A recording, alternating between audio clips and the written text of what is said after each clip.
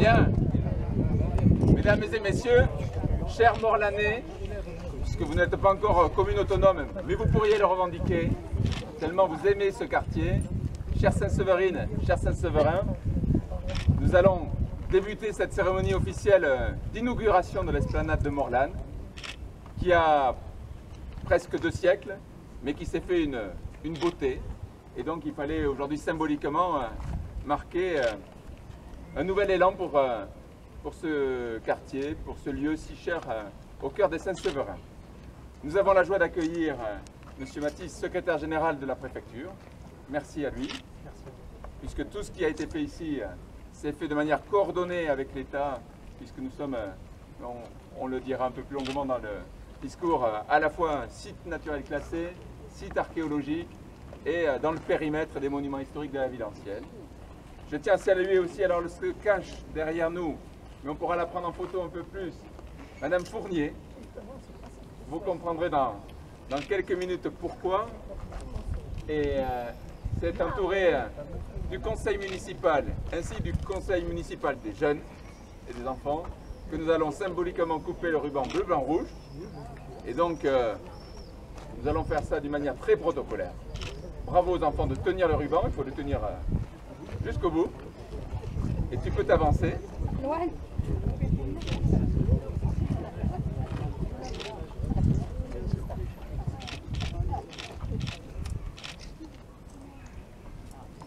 Bon, et pour toujours, tu auras le premier bout de ce ruban.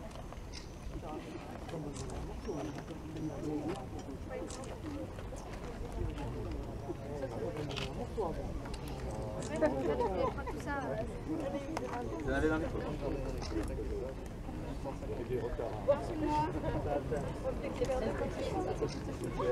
Celui-là, c'est lui. Voilà, c'est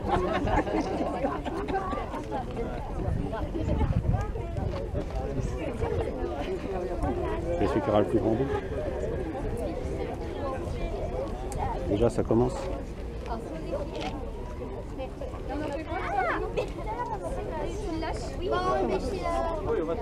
Alors.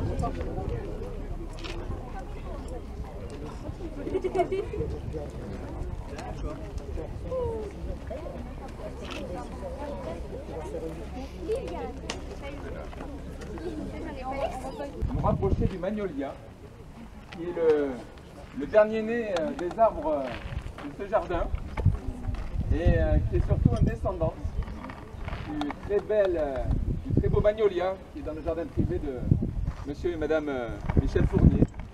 Un arbre qui a plus de 200 ans et qui est dans la même famille aux arrière-grands-parents, vous disiez madame Fournier. Et donc on trouvait symboliquement très fort que cet arbre, qui est le dernier replanté après les 2 tempêtes successives de 99 et de 2009, soit de la filiation d'un des plus anciens, des plus renommés arbres de notre commune, et en espérant que dans 200 ans, peut-être qu'on en replantera un autre, issu de celui-là. Alors, je vous invite à vous rapprocher du magnolia.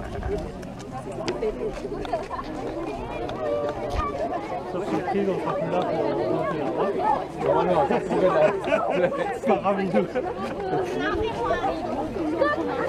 changer comment? Je veux bien. Comment je fais? Les enfants, vous allez juste vous mettre, voilà, ici, là, sur le côté. Oui, bien sûr. Donnez de la tête.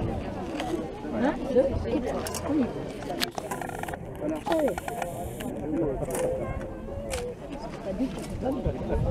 C'est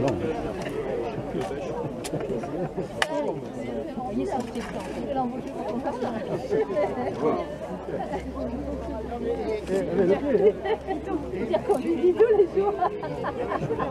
Madame Fournier fait ça avec le pied comme il faut. Hein. Moi, je suis moins habitué. On voit ceux qui ont l'habitude. Donc, on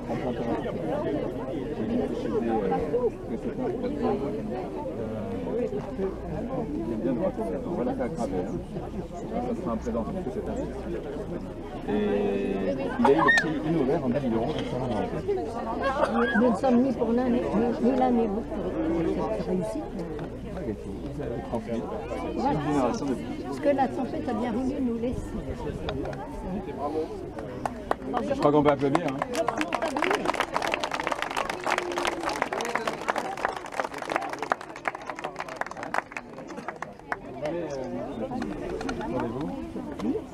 J'ai laissé que ça dans les bras de quelqu'un. J'ai tout ici. J'ai tout ici. Ah, je n'avais aucune. C'est bon?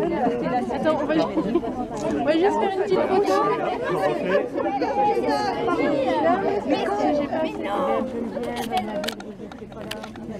Ça se pourrait, oui, ça se pourrait. Ouais, ça se pourrait. Alors, nous allons maintenant, on avait prévu une visite des principales réalisations des travaux. Je vous propose qu'on le fassions de manière informelle, une fois les mots officiels passés, parce que le temps est à l'orage. Oui. Et il vaut mieux qu'on fasse les mots avant que la grêle ne tombe. Je vous invite à vous rapprocher du belvédère. Et nous avons la... L'une de mes filles.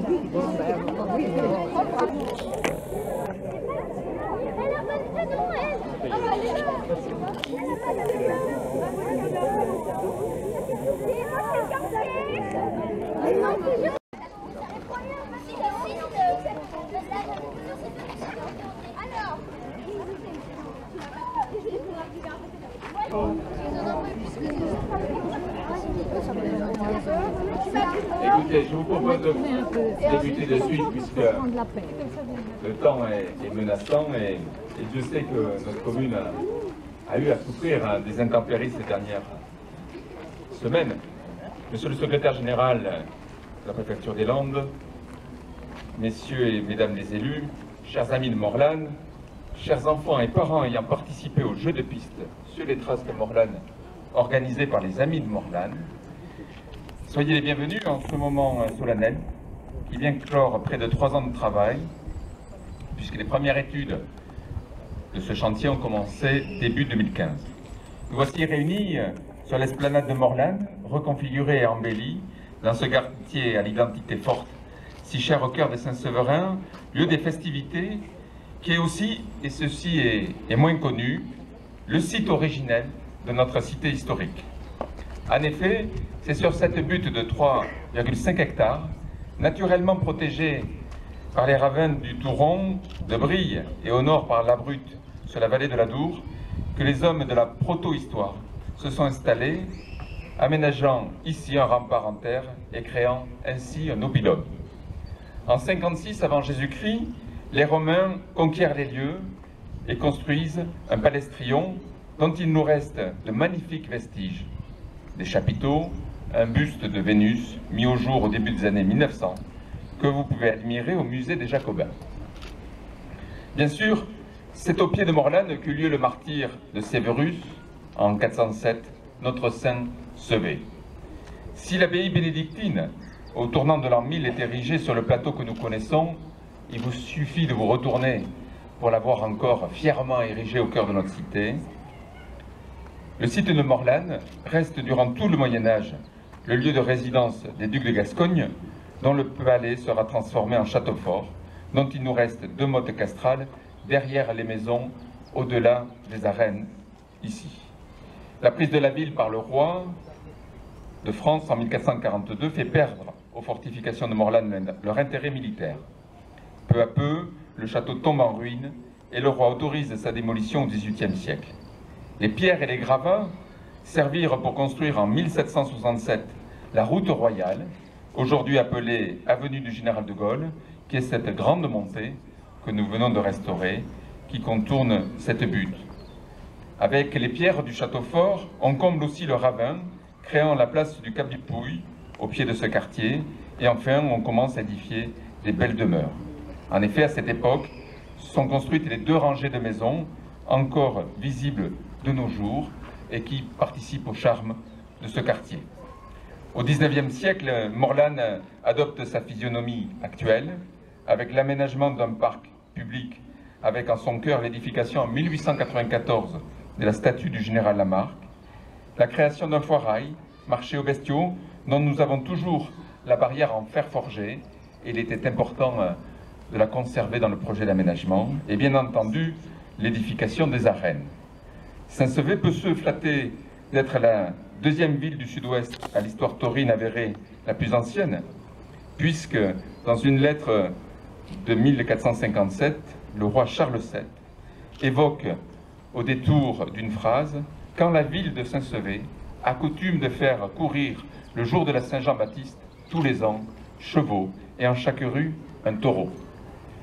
Par la suite, toute une série de contes du trésorier de Saint-Sevé donne de précieux détails sur les courses de la ville au XVIe siècle sur la place du Tour du Sol.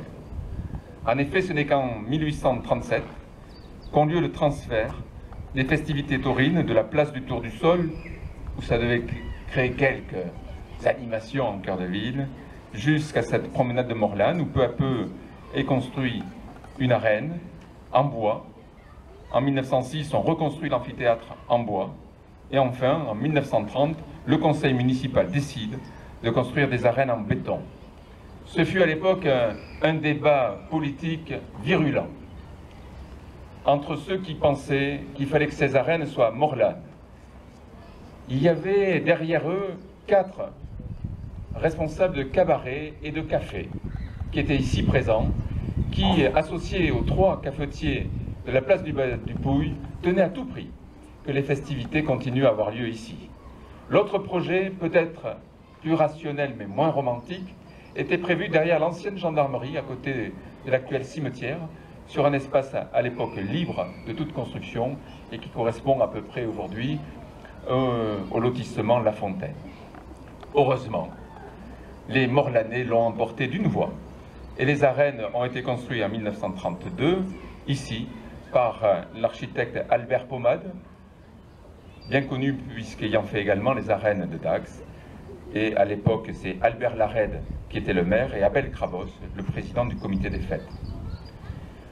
Depuis lors, notre place avait connu plusieurs dégradations. Dans les années 50, on abat les platanes de la place pour aménager cette place à cet objet qui, au XXe siècle, est le roi, à savoir la voiture. Puis, en 1999, puis 2009, les 2 tempêtes successives dénaturent complètement le parc, faisant tomber une très grande partie des sujets. Des travaux conséquents devenaient donc nécessaires pour redonner tout son lustre et son charme à notre quartier de Morlanes. Les choses n'ont pas été si faciles. Ce site est un site naturel classé. Ce site est également un site archéologique. Il a donc fallu faire un diagnostic de tous les arbres. Seuls ont été abattus ceux qui étaient en fin de vie ou gravement malades. Il a fallu également identifier des arbres inadaptés à la butte et qui régulièrement tombent les uns après les autres. Et donc le parti pris a été de libérer la vue sur la mer de pin en ayant des arbres moins hauts sur la partie haute, en créant des trouées.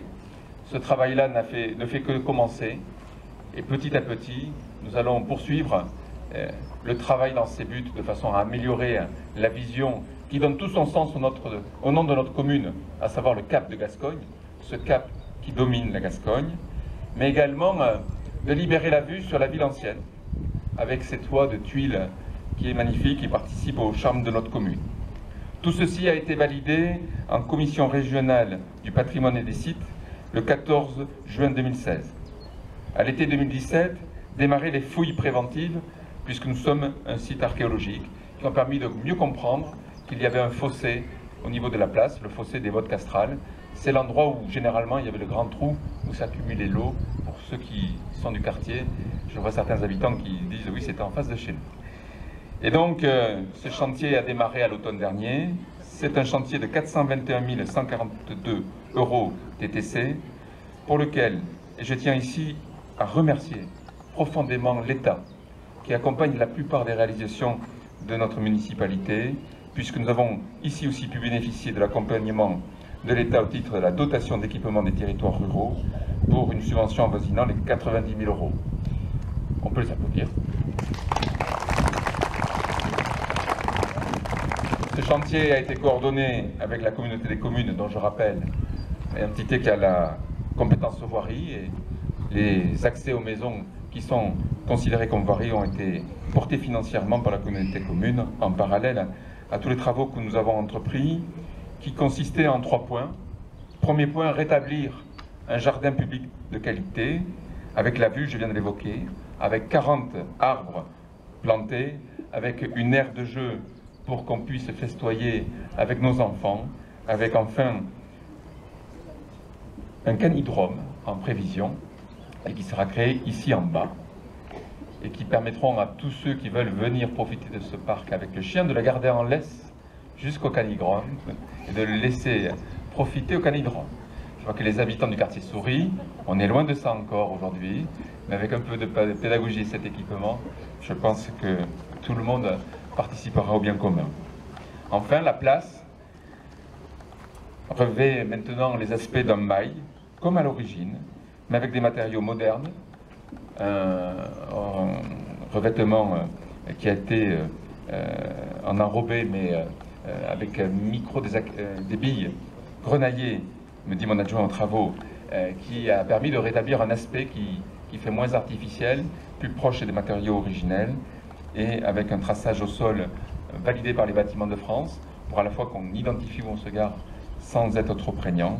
Bref, nous avons là un lieu mis aux normes accessibilité handicapée et dont l'ombre, dans les années à venir, permettra de pouvoir profiter pleinement de ce lieu bien sûr des festivités, puisque nous avons prévu tout cela de façon à permettre toujours un vrai passéo autour des arènes pour les férias, de permettre avec le boulendrome à la pétanque de pouvoir continuer à pouvoir accueillir des compétitions de qualité.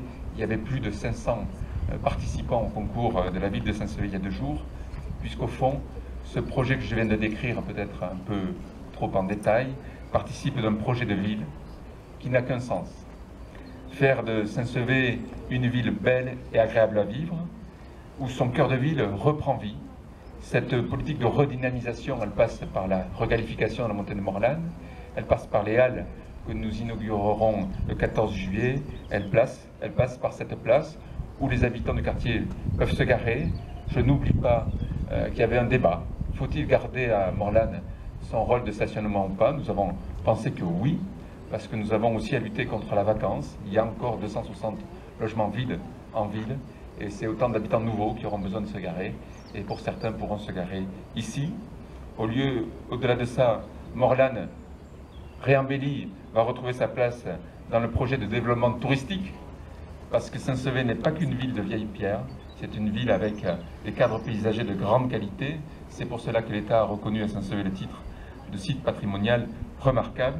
Et donc, lieu de vie, lieu au sein d'un projet, lieu de festivité. Je vous invite tous à noter dans vos agendas, si ce n'est pas encore fait, que le samedi matin des fêtes, nous aurons ici le comice agricole. On nous annonce des brebis, des ânes, des bœufs, des blondes d'Aquitaine bien sûr, mais aussi des vaches laitières. Le concours de balloutine, concours de jeunes cuisiniers, présidé cette année par Michel Guérard. J'en profite, je fais un peu de réclame. Bien sûr, les jeunes de la classe. Et puis, fin juillet, les Vascognales, qui retrouveront ici toute leur place, rendant au fond à ce lieu ce qu'il était il y a plusieurs centaines d'années, à savoir une citadelle médiévale. Avant de finir, je voudrais dire 3 merci. Un merci à Madame Fournier, ici présente, entourée de sa famille. J'ai évoqué tout à l'heure en quoi le fait de planter ce magnolia, qui est un petit-fils de celui de votre jardin, était symbolique de la politique de fleurissement et de transmission aux générations futures de ce que nous ont laissé nos aïeux. En ce sens, votre présence était importante à nos yeux. Je n'oublie pas non plus que votre mari était conseiller général et que votre beau-père était conseiller général, vice-président du conseil général, mais aussi sénateur-maire. À une époque où le cumul des mandats était différent. Un merci aussi appuyé, parce que je ne sais pas où elle se cache, aux amis de Morlane et à Madame Christiane Bettencourt. Je voudrais qu'on l'applaudisse et je voudrais qu'elle vienne ici. Christiane. Alors les amis de Morlane, c'est une amicale de quartier totalement informelle, sans statut loi 1901, mais qui chaque année organise ici la Haï de Nadao.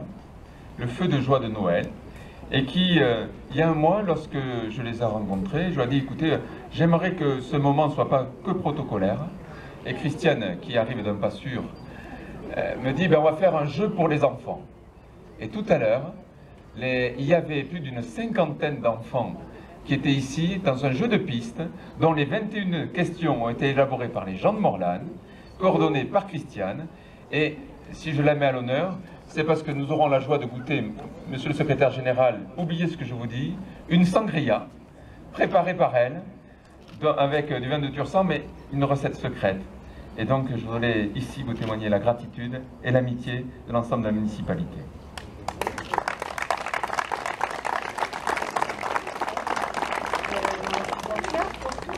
Et je suis heureuse qu'il n'y ait pas de pluie. Et c'est surtout ça, et merci à vous tous d'être venus. Et pour les jeux, pour les enfants, merci beaucoup.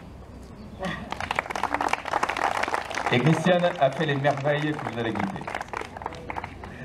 Enfin, un dernier merci aux employés communaux, à Lionel Dias, notre directeur des services techniques, à Alain Dabadi, notre directeur des espaces verts, aux équipes complètes qui ont œuvré ici pendant ces derniers mois, dans un contexte particulièrement difficile ces dernières semaines où la pluie et les événements orageux ont détérioré des fois le travail qui était fait.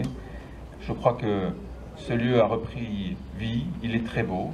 Merci à tous ceux qui y œuvrent depuis 2 ans et qui aujourd'hui, sur la dernière ligne droite, ont mis le coup de pouce supplémentaire. Tout ça participe à la démarche de Villes et Villages Fleuris, pour lequel nous déposerons le dossier lundi, avec une visite le 12 juillet des inspecteurs. Nous avons eu un 2e prix départemental il y a 2 ans. Je vous ai dit, Saint-Sevé, c'est des vieilles pierres. Saint-Sevé, c'est aussi une nature magnifique. C'est des parcs et jardins superbes à entretenir.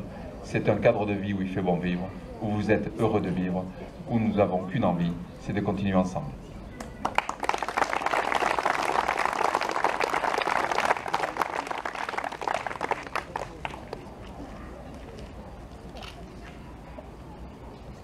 Bon, monsieur le maire, mesdames et messieurs les élus, y compris donc les élus du conseil municipal des jeunes, mesdames et messieurs, je suis vraiment très heureux d'être à vos côtés en cette fin d'après-midi pour participer à l'inauguration de cette esplanade. Heureux de participer à un événement sur un site pittoresque et historique. Site pittoresque et historique, c'est la définition de l'intérêt de la butte de Morlan si l'on s'en tient à son titre de classement, vous l'avez dit monsieur le maire, comme site naturel classé, et ce depuis 1942.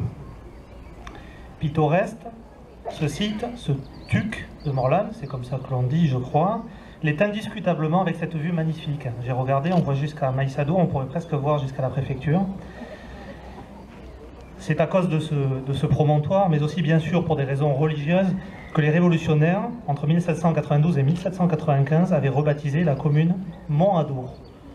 On comprend mieux pourquoi lorsqu'on se trouve ici.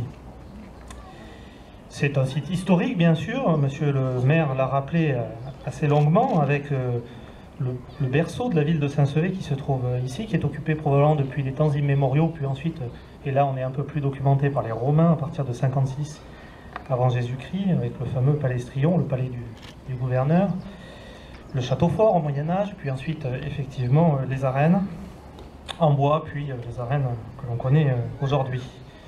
C'est aussi évidemment le lieu légendaire du martyr vers l'an 407 du saint qui a donné son nom à la ville, même si je sais qu'on l'appelle aussi parfois sous le beau nom de Cap de Gascogne. Pour finir sur ces aspects historiques, je me réjouis que nous soyons ici sous le regard du général Jean-Maximilien Lamarque, une figure historique de la ville, peut-être la figure historique d'ailleurs la plus importante de la commune, est tenu en haute estime par Napoléon Bonaparte, qu'il a fait lui-même général. Et c'est une figure très, très marquante effectivement de la commune qui fut fidèle durant toute sa carrière à l'empereur, qui s'illustra notamment à Austerlitz. J'y suis forcément sensible parce que, comme vous le savez, c'est Napoléon Bonaparte qui a créé le corps préfectoral. Et j'en profite pour rappeler d'ailleurs que Saint-Sevé a été sous-préfecture des Landes de 1800 à 1926. Voilà, une époque où il y avait plus de sous-préfectures qu'aujourd'hui. On n'a gardé que Dax, mais à l'époque, Saint-Sevé était aussi une sous-préfecture.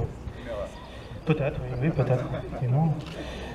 Je suis aussi heureux d'être présent ce soir pour souligner l'importance de l'investissement qui a été réalisé. Monsieur le maire a rappelé les chiffres. L'État a contribué à hauteur de 40%, avec, ça a été dit, environ 100 000 € au titre de la DETR. C'est évidemment normal, puisque c'était un investissement qui était devenu nécessaire, indispensable, après les tempêtes de ces dernières années. Et je suis content que l'État ait pu contribuer à participer à cette opération. Je tenais à saluer et à remercier vivement tous ceux qui ont participé à la réussite de cette opération, toutes les personnes qui ont contribué à réaliser les travaux que nous avons aujourd'hui sous les yeux. De manière plus générale, je voulais quand même saluer aussi le dynamisme de cette commune. Les investissements sont nombreux. Il y en a à nouveau cette année, dont certains qui sont financés en partie par l'État à nouveau. J'ai notamment en tête la rénovation des halles, de la place du marché, probablement des occasions de revenir dans cette belle commune dans les mois qui viennent. En effet, la commune de Saint-Sevé est riche de son patrimoine, cela a été rappelé, mais elle ne saurait vivre uniquement de son histoire. C'est une commune qui vit, et je crois qu'il vit bien, et les fêtes qui auront lieu, je crois, à partir du 22 juin vont en témoigner, je pense, à nouveau cette année. C'est un événement marquant auquel nous sommes évidemment très attentifs, en particulier s'agissant des questions en termes de sécurité, ce qui est une préoccupation autour de tous ces événements festifs de l'été. Je sais aussi que la commune a eu à faire face ces derniers jours, c'était notamment le cas lors de l'orage du 30 mai, à de fortes intempéries. J'espère que ce ne sera pas à nouveau le cas ce soir, même si le bulletin météo n'est pas très encourageant. Et il y a eu plusieurs dizaines d'interventions des sapeurs-pompiers du SDIS dans la commune. Je voulais aussi saluer cette action-là. Et je sais que la mairie et les agents communaux se sont beaucoup mobilisés à cette occasion. Le préfet vous l'a indiqué lors de son déplacement ici, dès le lendemain des orages.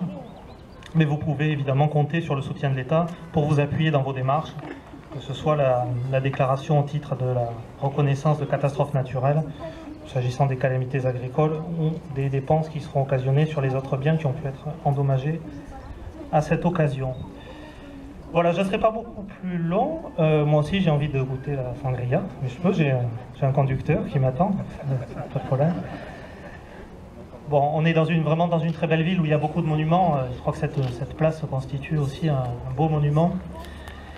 Victor Hugo, qui a utilisé dans Les Misérables un épisode historique qui est lié directement au personnage que nous avons juste devant nous, le général Lamarque, en particulier les émeutes qui ont eu lieu lors de ses obsèques, 1832. C'est dans cet épisode, si vous avez lu Les Misérables, que meurt Gavroche, me semble-t-il. Victor Hugo a écrit « Il faut des monuments aux cités de l'homme, autrement, où serait la différence entre la ville et la fourmilière ?» Je crois vraiment qu'il nous faut effectivement des monuments, des espaces où nous réunir. C'est ça qui fait sens dans une commune, c'est ça qui fait sens pour la collectivité. Voilà, je crois qu'en cette esplanade rénovée, vous avez trouvé un autre beau monument pour cette belle cité de Saint-Sevé. Merci beaucoup.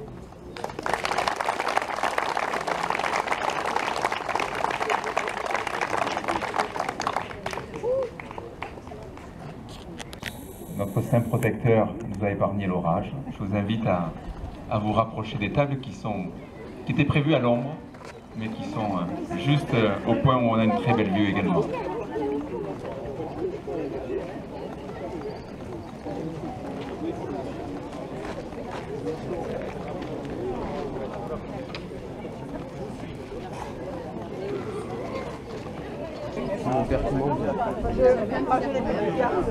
Moi, je vais la mettre à l'extérieur.